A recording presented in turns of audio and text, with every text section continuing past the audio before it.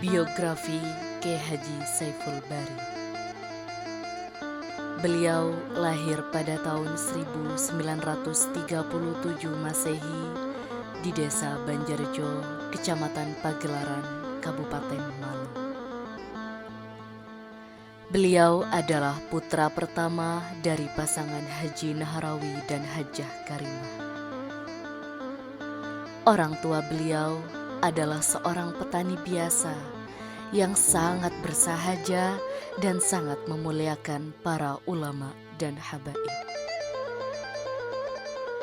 Nama kecil beliau adalah Husnan.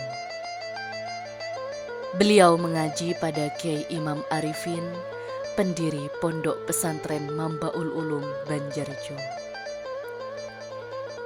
Pada tahun 1948, beliau lulus dari Madrasah Ibtidaiyah Mambaul Ulum.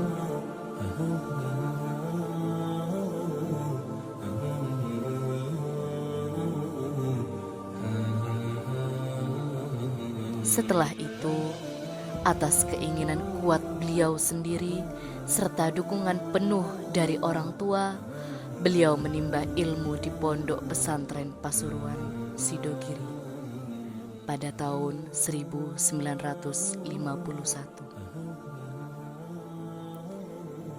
Selama 7 tahun lamanya di Sidogiri, beliau senantiasa berkhidmat kepada keluarga dalam dan bersahabat dekat dengan para Gus Sidogiri seperti Kiai Nawawi, Kiai Hasani, dan Kiai Tun. Setelah itu, beliau melanjutkan pendidikannya di pesantren Al-Falah Peloso. Di sana, beliau berguru pada Kiai Ahmad Jazuli dan Nyai Rodiyah.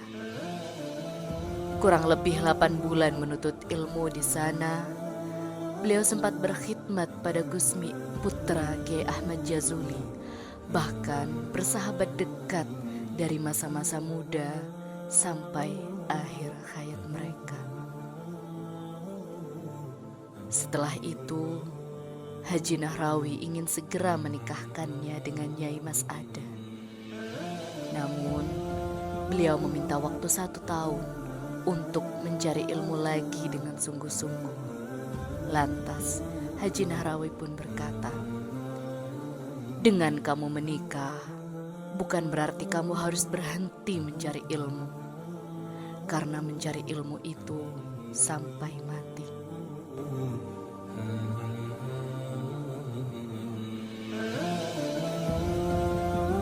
Akhirnya, pada tahun 1958, beliau menikah dengan Nyai Hajah Mas Ada yang merupakan putri dari seorang ulama dari Grogolan Rembang, Pasuruan, yaitu Kiai Anas Habibullah dan Nyai Marwati. Beliau menetap di Grogolan kurang lebih 1 tahun, dan selama di sana beliau berguru kepada ulama karismatik Kiai Haji Zainal Abidin yang merupakan kakak dari Kiai Anas Habibullah.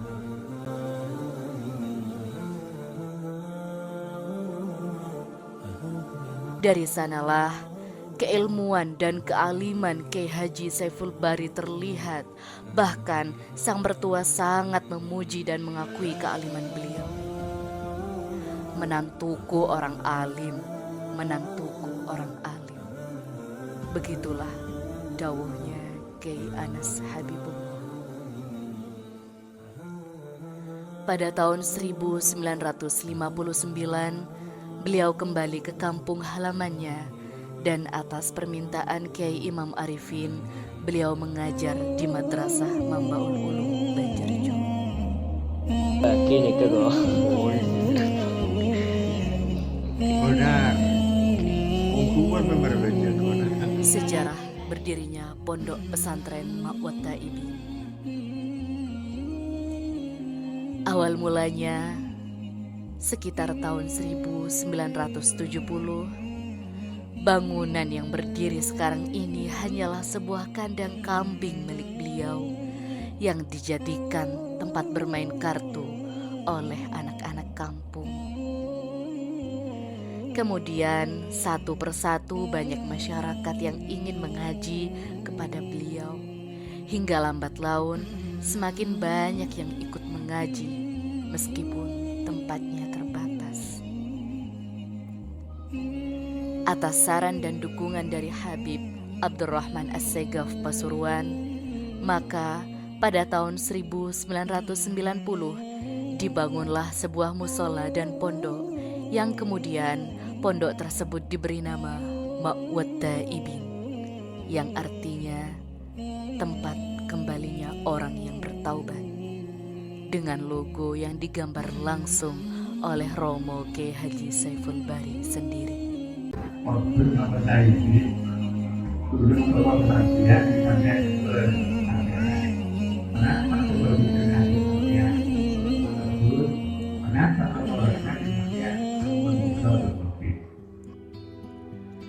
Wafatnya K. Haji Saiful Bari.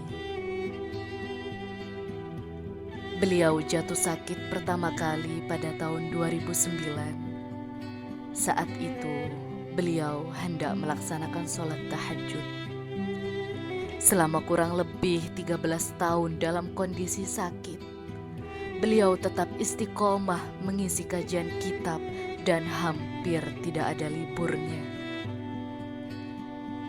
Bahkan pernah suatu ketika saat beliau dirawat di rumah sakit, beliau tetap mengisi kajian kitab Tanbihul Ghafilin pada saat itu, meskipun dengan cara direkam demi murid-muridnya. Beliau sangat istiqomah mengisi kajian hingga akhir hayat beliau. Saat itu, setelah melafadzkan kalimat tauhid dengan jelas dan lancar, beliau menghembuskan nafas terakhirnya dalam keadaan hendak mengisi kajian, dan insya Allah beliau kembali ke haribaannya dalam keadaan husnul khatimah.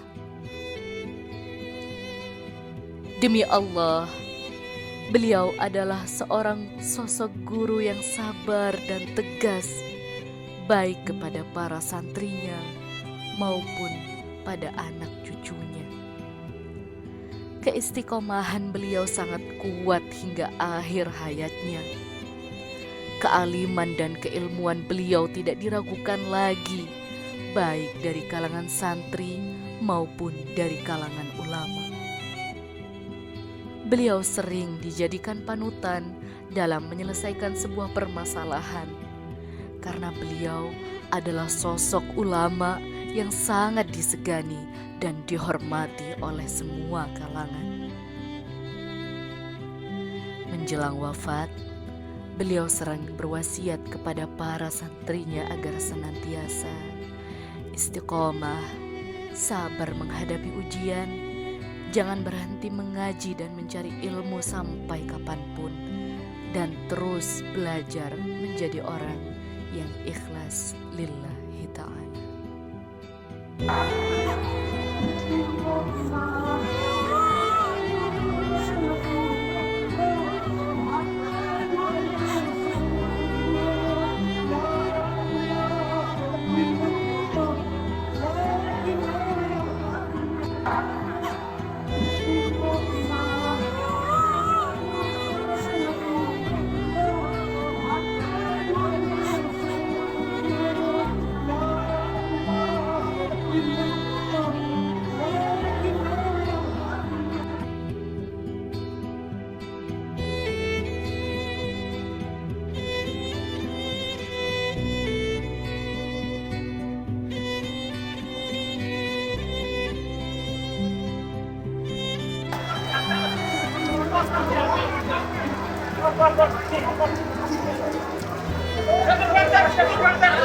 ilaha illallah